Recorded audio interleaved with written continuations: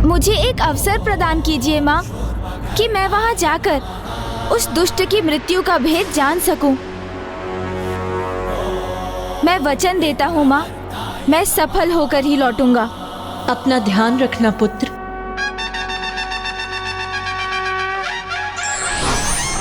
स्मरण रखना देवताओं, मेरे इस स्थान में आने के द्वार सदैव खुले हैं, किंतु यहाँ से प्रस्थान करने का मार्ग एक ऐसा संकटमयी जाल है जिसे भेद कर यहाँ से निकलना असंभव है।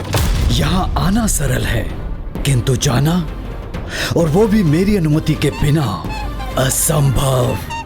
आगंतुक जाता नहीं, चला जाता है, क्योंकि यहाँ दाहिनी ओर एक ऐसी ज्वाला है जो किसी को भी पल भर में भस्म कर देती है, और बाईं ओर एक ऐसी अग्नि है जो किसी को भी पिघलाकर राख कर देती है। यहाँ से बाहर निकलने का प्रयास करने पर यदि एक भी चूक हुई, प्राणलेवा संकट उत्पन्न होता है। यदि उस संकट को कोई भी पार कर जाए, फिर उससे भी नवीन संकट प्रकट होता है, और जो आकाश मार्ग से यहाँ उड़ने का प्रयास करते हैं उनका भी यही परिणाम होता है। अग्नि की लपटें उठकर उन्हें भस्म कर देती हैं। इसीलिए यहाँ आना सरल है, किंतु यहाँ से सुरक्षित जाना असंभव।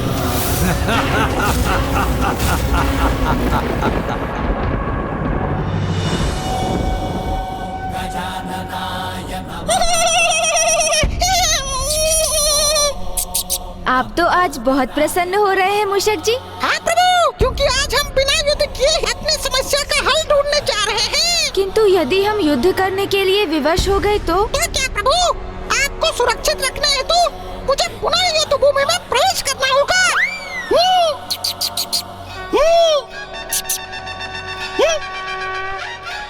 यहाँ का प्रवेश द्वार तो खुला है और यहाँ कोई द्वारपाल भी नहीं। ये कैसी मूर्खता है इस असुर की? शत्रु को मूर्ख समझने वाला बहुत बड़ी मूर्खता करता है मूषक जी। आप मुझे मूर्ख पुकार रहे हैं प्रभु? कि खुला द्वार कोई मूर्खता नहीं, अन्य कोई दुष्ट बुद्धि ऐसी मूर्खता नहीं कर सकता। मुझे तो ये उस दुष्ट का षड्यंत्र प्रतीत हो रहा है मूषक जी। षड्यंत्र प्रभु, अर्थात संकट? हाँ मूषक जी, किंतु भयभीत मत होइए आप, क्योंकि भयभीत होना तो पराजय के द्वार खोलता है, और हम यहाँ पर पराजित होने नहीं आए हैं। चलिए अब भीतर चलना होगा।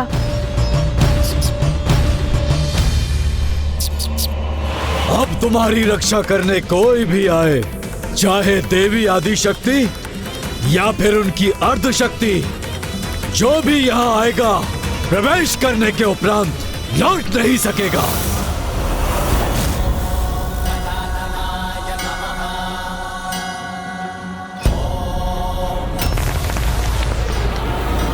मुझे ऐसा आभास क्यों हो रहा है जैसे मेरे पीछे कुछ हो रहा हो?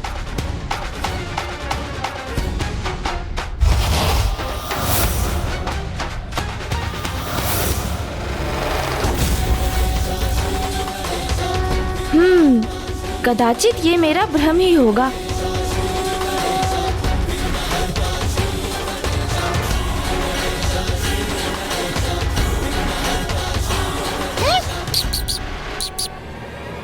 बाहर निकलो अरुणासुर!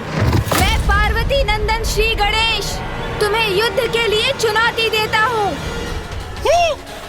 आओ बाहर निकलो, युद्ध करो मुझसे।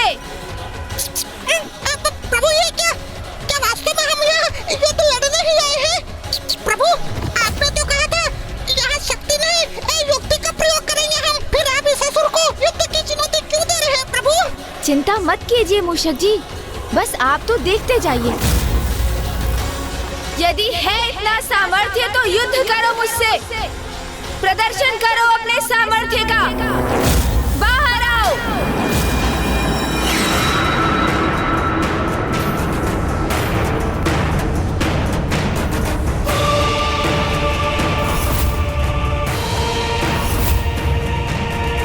ओह, तो देवी स्वयं नहीं आई यहाँ, उसने अपने पुत्र को भेजा है। कोई बात नहीं, शीघ्र तुम्हारे साथ वो भी मेरा बंदी बनेगा। तब तो देवी स्वयं आने में विवश हो जाएगी ना।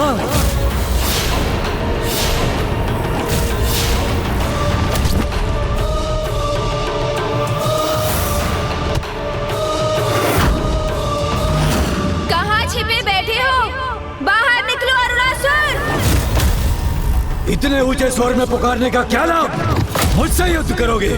इतना विश्वास है अपने सामर्थ्य पर तो स्वयं ये भीतर क्यों नहीं आ जाते? तो फिर तनिक प्रतीक्षा करो असुर, पार्वती नंदन गणेश स्वयं आ रहा है। चलिए प्रभु। ज्ञान ब्रह्म प्रकाशकः। मैं भी तो देखूं कौन है ये गणेश जिसने मुझे चुनौती देने का साहस किया। मोहासुरस्य शत्रुर्वै आहुवाहनगः स्मृतः। ॐ गजानन। यदि तुम विशाल हो तो मैं अति विशाल हूँ।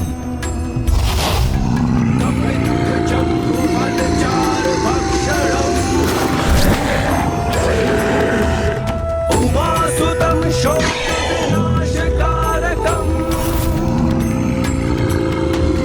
नमामि विघ्नेश्वर पादपङ्कजम्।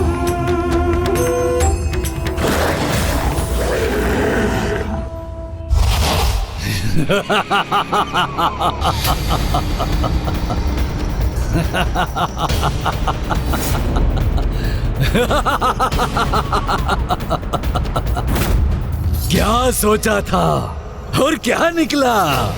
कहाँ मैंने महायोद्धा की कल्पना की थी और ये गजमुख बालक आ गया मेरे समक्ष। ये तो वही कहावत सिद्ध हो गई, खोदा पहाड़ और निकला चूहा। चूहा नहीं, मूषक। अर्थात मूषक जी का आगमन तो अभी शेष है। हाँ, वो तो मेरे वाहन है। प्रभु मैं आ गया प्रभु।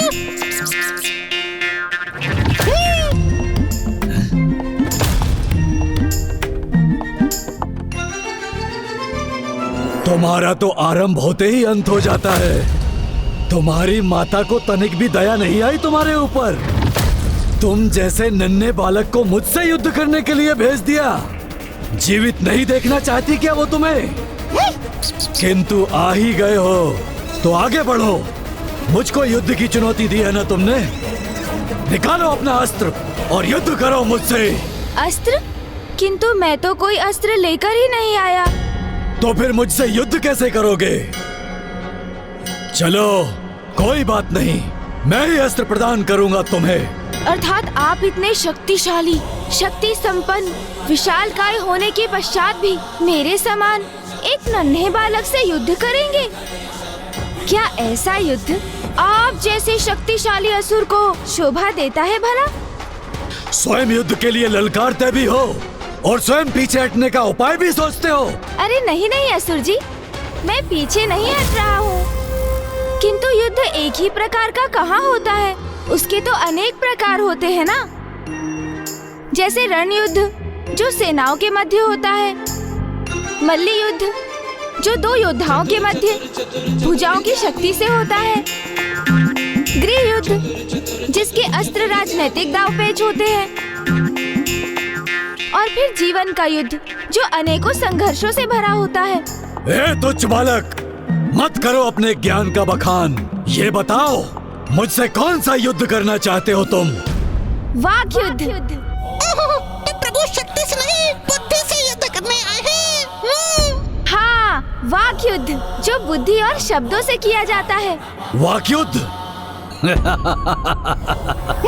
ये कहो ना, बाल क्रीड़ा करने आए हो यहाँ। अभी आपने ही तो कहा कि मैं मात्र एक बालक ही हूँ, तो मैं बालकों की ही तो क्रीड़ा करूँगा। किंतु मुझ जैसे महायोद्धा को बाल क्रीड़ा शोभा नहीं देती।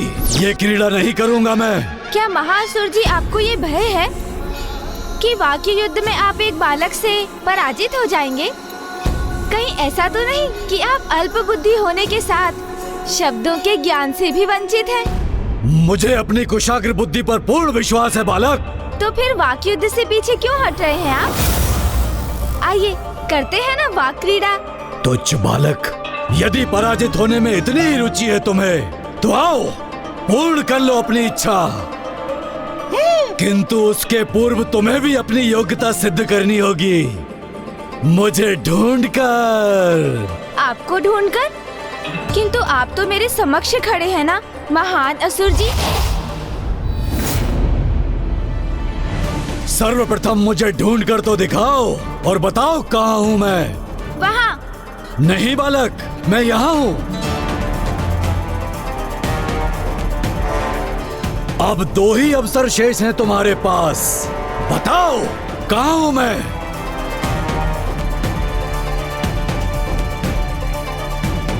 वहाँ। वहाँ नहीं, यहाँ हूँ मैं गजमुख बालक। चलो अब तुम्हारा ये अंतिम अवसर है, बताओ कहाँ हूँ मैं।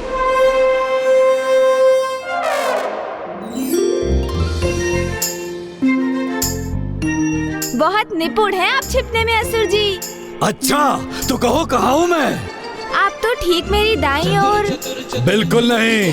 अरे मेरा उत्तर तो पूर्ण होने दीजिए आप। मेरी ठीक दाहिनी ओर नहीं, अपितु मेरी बाईं ओर के मध्य में स्थित है। उस स्तंभ के निकट खड़े हैं आप।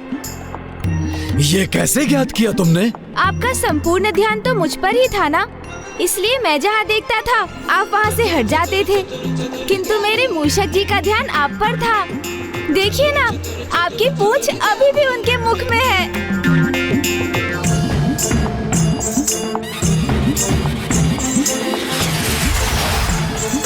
चतुर गणेशा। कदाचित आप भूल गए महान असुर जी कि मूषक सूंघकर किसी भी वस्तु को ढूंढ निकालने में बहुत निपुण होते हैं। मूषक की सहायता लेने का लाभ तो हुआ है तुम्हें, किंतु मैं अब तुम्हें तुम्हारी क्रीड़ा में पराजित करूंगा, और वो भी तुम्हारे तुच्छ देवताओं के समक्ष।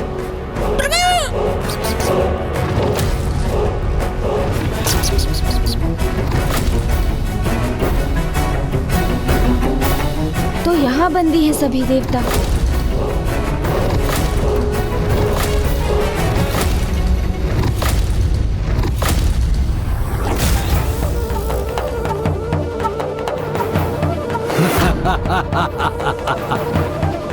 मुझे ज्ञात नहीं गणेश जी यहाँ क्यों पधारे हैं। कहीं स्वयं को वो किसी संकट में न डालते। हाँ इंद्रदेव, इस असुर की मृत्यु का उपाय तो किसी को भी ज्ञात नहीं, इसीलिए सरल नहीं होगा इसे पराजित करना।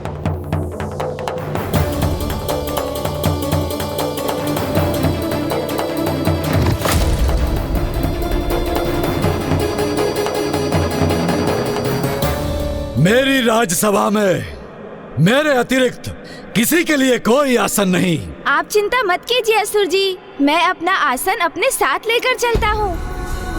कहाँ है इस तुच्छ बालक का आसन? मूषक जी। प्रभु।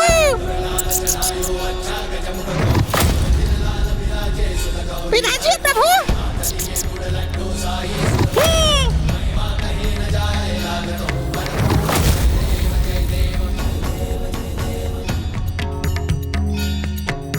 तुम्हारे साथ तो वाकयुद्ध बड़ा ही रोचक होगा, परंतु क्रीड़ा में आनंद तभी आएगा जब उसमें कुछ दांव पर लगा हो। किंतु यदि तुम्हारी पराजय हुई तो संपूर्ण जीवन मेरा वाहन बनकर तुम्हें रहना होगा, क्योंकि सुना है गज पर आरूढ़ होने पर तो बहुत ही आनंद आता है।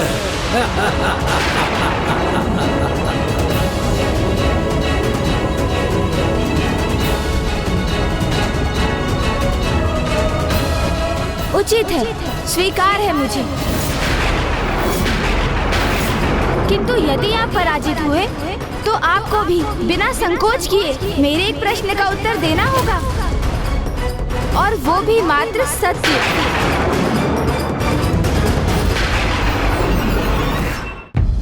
अरे अरे, आप तो पुनः संशय में चले गए। इतना विचलित मत होइए महान असुर जी, मैं आपसे अधिक कठिन प्रश्न नहीं पूछूंगा। मुझे स्वीकार है। ये गणेश जी स्वयं को संकट में क्यों डाल रहा है? प्रतीत होता है कि वो किसी योजना के साथ ही यहाँ आए हैं। तो महान असुर जी, क्रीड़ा आरंभ करने के पूर्व हमें उसके नियम स्थापित करने होंगे। हम एक साथ एक दूसरे से 3-3 प्रश्न पूछेंगे, जिनका उत्तर हमें मात्र 3 क्षणों में ही देना होगा।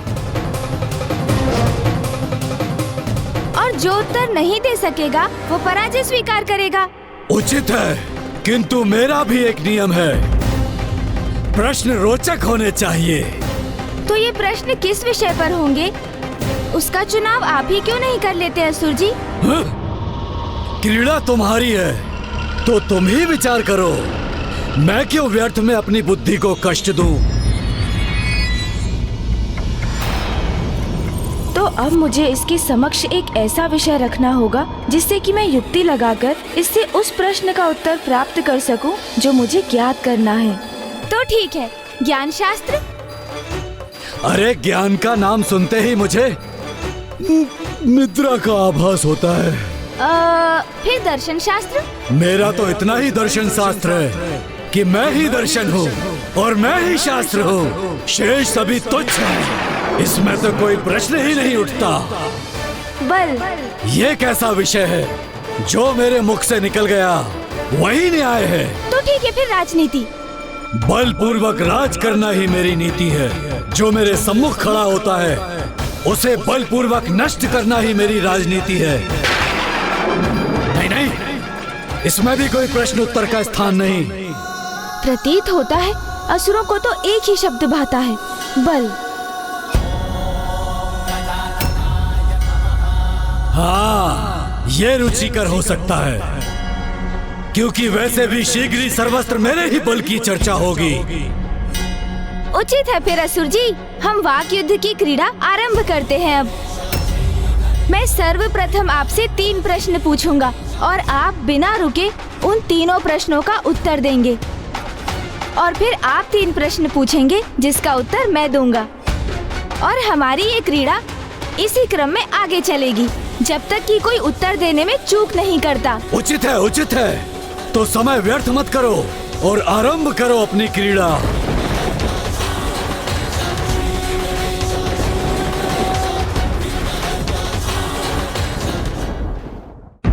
बल का वास्तविक अर्थ क्या है? शासक के समक्ष शेष सभी तुच्छ होते हैं। सबसे महत्वपूर्ण बल क्या होता है? बाहुबल, जिससे संसार को अपने समक्ष झुकाया जा सके। जो सभी प्रकार के बल से परिपूर्ण है, उसे और क्या चाहिए? बल का प्रयोग कर बहुत कुछ प्राप्त करने की इच्छा, तभी वो अपने बल का उचित प्रयोग कर सकता है। आश्चर्य, इस असुर ने तो सभी प्रश्नों के उत्तर दे दिए। एक असुर अपनी असुरी बुद्धि से ऐसे ही अनर्थकारी उत्तर दे सकता है। अब मैं पूछूंगा, किंतु प्रश्न वही होंगे जो तुमने पूछे। उत्तर देने के पूर्व विलंब मत करना गजमुख बालक। बल का वास्तविक अर्थ क्या है? उद्धार। बल से किसी असहाय पीड़ित की सहायता और उद्धार न किया जाए तो वो बल व्यर्थ हो जाता है महान असुर जी। सबसे महत्वपूर्ण बल क्या है?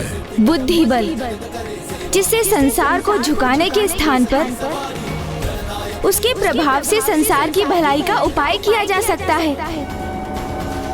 जो सभी प्रकार के बल से परिपूर्ण होता है, उसे और क्या चाहिए? संतुष्टि, क्योंकि बलशाली होने पर भी असंतुष्ट रहने वालों का बल अंततः उन्हीं को क्षति पहुंचाता है। ये हैं इन प्रश्नों के उचित उत्तर।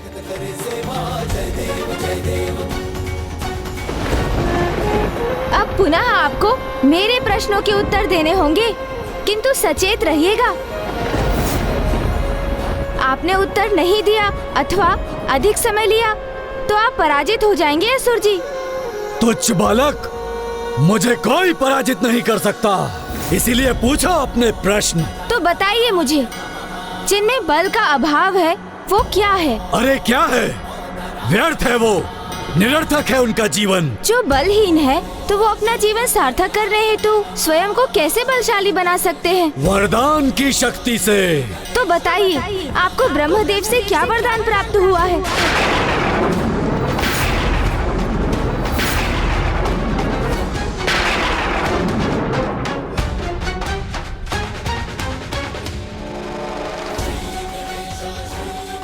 तो अब मैं समझा, ये वाक युद्ध प्रथम पूज्य गणेश जी की एक युक्ति है।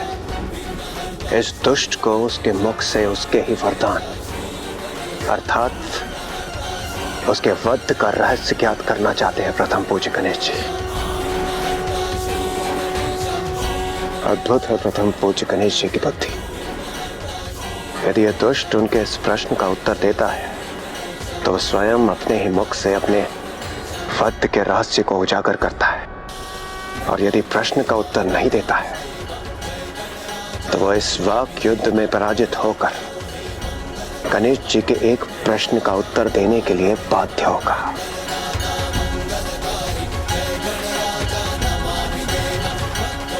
दोनों ही अवस्था में गणेश जी का यहाँ आने का प्रयोजन सिद्ध होगा, क्योंकि गणेश जी ने ऐसी ही अवस्था निर्धारित जो की है। गणेश जी की विलक्षण बुद्धि का सामना कहाँ कर पाएगा ये दुष्ट?